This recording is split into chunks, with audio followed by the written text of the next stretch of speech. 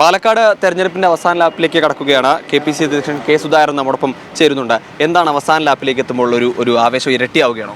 ഇന്നലെ വരെ ഉണ്ടായിരുന്ന ആത്മവിശ്വാസം ഒന്നുകൂടെ ഡബിൾ ചെയ്തു. നമ്മുടെ BJPയിൽ നിന്ന് നമ്മോടൊപ്പം വന്ന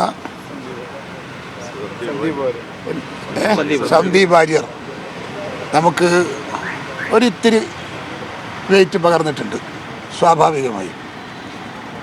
അതിനപ്പുറത്ത് CPM-കാർക്കൊരു നിരാശയുണ്ട് അദ്ദേഹം നമ്മളുടെ കൂടെ വന്നതിന്. അദ്ദേഹത്തിൻ്റെ സ്വഭാവ നൈർമല്യത്തെ പുകഴ്ത്തിയവനാണ് AK ബാലൻ.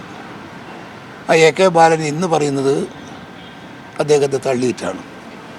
സ്ഥായിയായ രാഷ്ട്രീയ കാഴ്ചപ്പാടില്ലാത്ത ഒരു രാഷ്ട്രീയ പ്രസ്ഥാനമായി CPM മാറിക്കൊണ്ടിരിക്കുകയാണ്. ഇന്നത് പറയാനില്ല. ഇന്നിപ്പോൾ തങ്ങളെ കെടുത്തിലാണ് അദ്ദേഹം പിണറായി വിജയൻ കയറിയിരിക്കുന്നത്. തങ്ങളെ പോലത്തെ ഒരു ആത്മീയ ആചാര്യൻ രാഷ്ട്രീയക്കാരൻ കേരളത്തിൽ പകരം വെക്കാനുണ്ടോ ഒരാൾ? ഈ നാടിൻ്റെ സമാധാനം കാത്തു സൂക്ഷിക്കാൻ എന്ത് വില കൊടുക്കാൻ തയ്യാറായവരാണ് മുസ്ലിം ലീഗിൻ്റെ ആളുകൾ.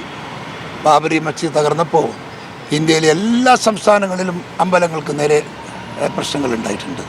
കേരളത്തിൽ ഒരു ചെറു കോവിലിന് പോലും ഒരു കല്ലേറ് നടത്തിയിട്ടില്ല. എന്തുകൊണ്ടാണ് അദ്ദേഹം തങ്ങളുടെ മനസ്സിൽ തട്ടിയുള്ള ആഹ്വാനത്തിൻ്റെ പശ്ചാത്തലത്തിലാണ്.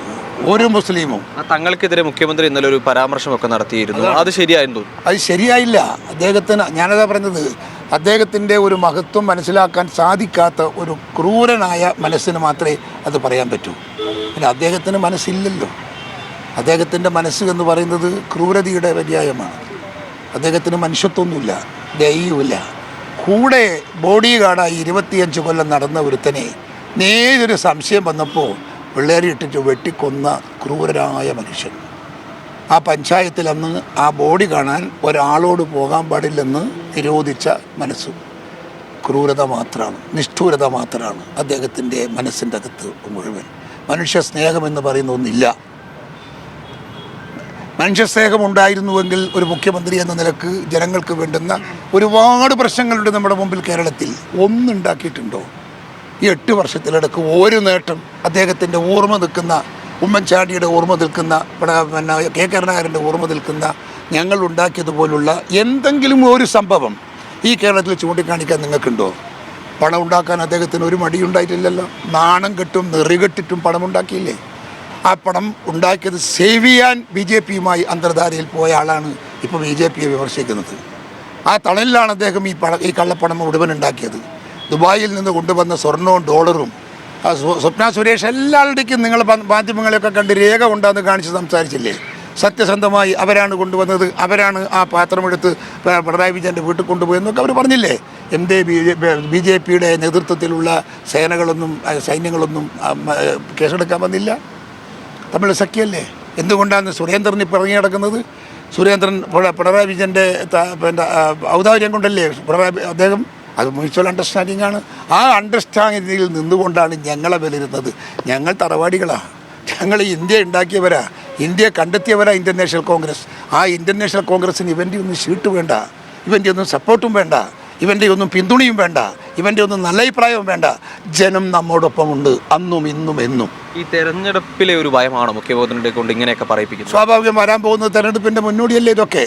ഇതിൻ്റെ റിഫ്ലക്ഷൻ ഇലക്ഷനിൽ ഉണ്ടാവുന്ന കാര്യം ഉറപ്പല്ലേ? അത് അദ്ദേഹത്തിനറിയാം. ഈ സന്ദീപ് വാര്യർ ഇങ്ങോട്ടേക്ക് വന്നപ്പോൾ ഈ ന്യൂനപക്ഷ വോട്ടുകളിൽ കോൺഗ്രസിന് ലഭിക്കേണ്ട ന്യൂനപക്ഷ വോട്ടുകൾ ലഭിക്കാതെ പോകും എന്നൊരു ആക്ഷേപം ഞങ്ങൾക്കില്ല. ഇല്ല, തങ്ങൾ അദ്ദേഹത്തോട് സ്വീകരിച്ച് എങ്ങനെയാണ് സംസാരിച്ചതെന്ന് മനസ്സിലാക്കാൻ ശ്രമിക്കും നിങ്ങൾ. ലീഗിൻ്റെ ഭാഗത്തൊന്നും ഒരു തർക്കവും ഇല്ല. ലീഗുകാർക്ക് 100%. ഞാൻ ചോദിക്കണം, UDFൻ്റെ അകത്ത് ഞങ്ങൾ ഏറ്റവും വിലമതിക്കുന്ന രാഷ്ട്രീയ പ്രസ്ഥാനമാണ് മുസ്ലിം ലീഗ്. മുസ്ലിം ലീഗിൻ്റെ താല്പര്യവിരുദ്ധം ഞങ്ങളൊന്നും ചെയ്യില്ല. മുസ്ലിം ലീഗിന് സ്വീകാര്യമല്ലാത്ത ഒന്നും UDF ചെയ്യില്ല, ഏത് കാര്യത്തിലായാലും. പക്ഷേ ഇതിലൊന്നും ഒരു കാരണവശാലും അവരിടപെട്ടിട്ടില്ല, അവർ പറഞ്ഞിട്ടുമില്ല. നല്ലത് എന്നേ പറഞ്ഞിട്ടുള്ളൂ. അത് ഞങ്ങൾ ശിരാസാവഹിക്കുന്നു, ഞങ്ങൾ മുമ്പോട്ട് പോകുന്നു. ന്യൂനപക്ഷ വോട്ടർമാരുടെയിലും അത്തരത്തിലൊരു കാര്യം ഉണ്ടാവില്ല എന്ന് തന്നെ? ഒരിക്കലും ഉണ്ടാവില്ല. അതൊക്കെ മേലെ നിന്ന് വരുമ്പോഴല്ലേ താഴെ ആളുകൾ പരിഗണിക്കാനും ചർച്ച ചെയ്യാനൊക്കെ പോകുന്നത്. ഇത് മുകളിൽ തന്നെ അത് സാങ്ഷൻ ചെയ്ത് കഴിഞ്ഞാൽ പിന്നെ എന്ത് പ്രശ്നം?